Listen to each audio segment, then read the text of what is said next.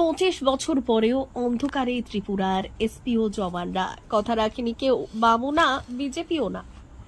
ত্রিপুরা রাজ্যের শান্তি প্রতিষ্ঠায় যাদের অবদান প্রশ্নাতীত, সেই এসপিও জওয়ানরাই আজ সবচেয়ে অবহেলিত, সবচেয়ে বঞ্চিত। মাত্র 1,500 টাকা বেতন বিনিময়ে জীবনে ঝুঁকি নিয়েও যারা অস্ত্র হাতে দাঁড়িয়েছিল জঙ্গিদের বিরুদ্ধে, আজ তাদের এদিকে কেউ তাকিয়ে দেখে না। না ব্রাহ্মণ সরকার, না বিজেপি সরকার, কেউই মনে রাখেনি এই সাহসী সেনানীদের। জীবন বাজি রেখে যুদ্ধ পুরস্কার নয়, মাথা নিচু করে বাঁচার লড়াই। 2000 সালের দিকের কথা, রাজ্যে সন্ত্রাস চরমে। তখনকার বাম সরকার জঙ্গি দমনের রীতিমতো বিপাকে। আর সেই সময় ত্রিপুরার অগণিত তরুণ এসপিও জওয়ান রাজ্য পুলিশ আধা সামরিক বাহিনীর সঙ্গে কাঁধে কাঁধ মিলিয়ে রাজ্যকে রক্ষা করেছিল। তাদের হাতে ছিল প্রাচীন রাইফেল, কিন্তু বুক ভরা সাহস। বেতন মাত্র 1,500, তবুও তারা হাল ছাড়েনি। বঞ্চনার শেকল ভাঙা তো দূরের কথা, শেকলটাই আজও শক্ত হয়ে বেঁধে রেখেছে। 25 বছর পরেও এসপিওদের চাকরি অস্থায়ী। মাসিক বেতন এখন মাত্র 12,000 টাকা। কিছুদিন আগেও ছিল 7,000। এসপিওদের নিজেদের চাঁদায় মামলার খরচ চালিয়ে উচ্চ আদালতের রায়ের ফলে এই সামান্য বৃদ্ধি সম্ভব হয়েছে। তারা সরকারি চাকরিজীবীদের মতো কাজ করলেও পান না কোনো সুযোগ সুবিধা। নেই পেনশন, নেই স্বাস্থ্য বীমা, নেই সামাজিক নিরাপত্তা।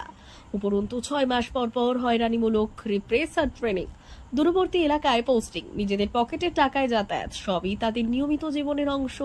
নির্মম বাস্তবতা, পুলিশ ঘাটতি পূরণের সব দায়িত্ব এসপিওদের কাঁধে, কিন্তু স্বীকৃতি শূন্য।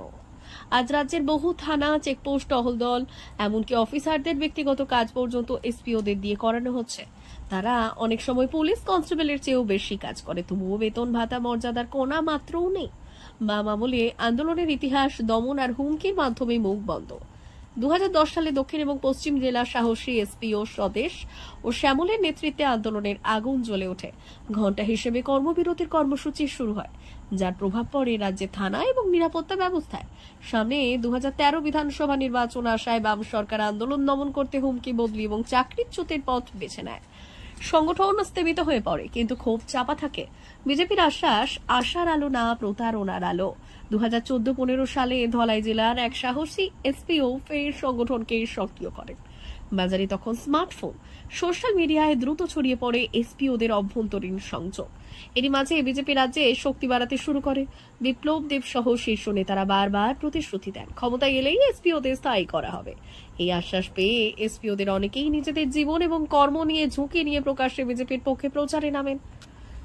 তখনও বাম নেতাদের হুমকি ধমকি থেকে শুরু করে। এসপিও সংগঠনের নেতৃত্বদের বদলি সহ পুলিশ আধিকারিকদের অফিসে নজরবন্দি পর্যন্ত থাকতে হয়েছিল। 2017 সালে এসপিওদের 5 জনের একটি প্রতিনিধি দল সরাসরি বিপ্লব দেবের সঙ্গে দেখা করে। তিনি জানান, সরকার গঠন হলে প্রথম মন্ত্রিসভা বৈঠকেই সিদ্ধান্ত নেওয়া হবে। কিন্তু আজ 7 বছর পরেও বিজেপি সরকার গঠন হয়েছে। 7 বছর পার, মুখ্যমন্ত্রী বদলেছে, কিন্তু এসপিওদের ভাগ্য বদলায়নি। আজও তাদের বেতন 12,000। চাকরি অস্থায়ী, সামাজিক স্বীকৃতি নেই। অনেকে মৃত্যুর পরে পরিবার আজও বেতন 12,000, চাকরি অস্থায়ী, সামাজিক স্বীকৃতি নেই। অনেকে মৃত্যুর পরে পরিবার পথে বসে, কেউ চিকিৎসার অভাবে কষ্টে রয়েছে।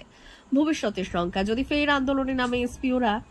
সচেতন মহলের দাবি, এসপিওদের ভূমিকা এতটাই গুরুত্বপূর্ণ যে যদি তারা আন্দোলনে নামে বা কর্মবিরতি দেয়, তাহলে রাজ্যের আইন শৃঙ্খলা ব্যবস্থা মুখ থুবড়ে পড়বে।